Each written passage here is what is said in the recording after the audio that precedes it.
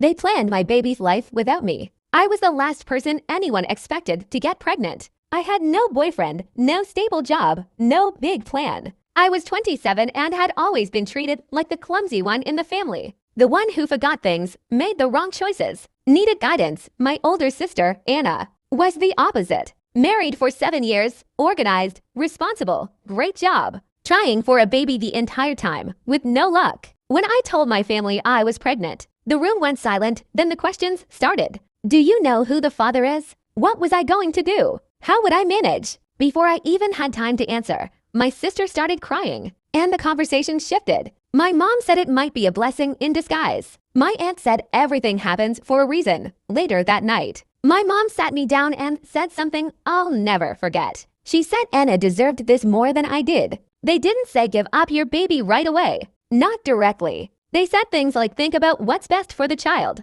They said Anna and her husband could give her stability, a real home, to parents who were ready. At first they said I could still be involved. I was overwhelmed, scared, alone, and I'd been the family disappointment for so long that part of me believed them. So I agreed. From that moment on, everything changed. They stopped asking how I was feeling. They talked about baby names with Anna. They set up a nursery at her house. They discussed schools, routines, holidays like the baby already belonged to them. I was treated like a temporary problem that would go away after delivery. As my due date got closer, it became harder to breathe in my own body. People corrected me when I said my baby. They called her Anna's miracle. They talked about when she comes home, meaning Anna's home. I felt myself disappearing. 2 months before my due date, I reconnected with the baby's father. He lived in another city and had no idea I was pregnant. When he found out about my situation, he didn't panic. He asked me if I signed any legal documents forfeiting my parental rights. When I confirmed that I didn't sign any papers, he asked if I am willing to try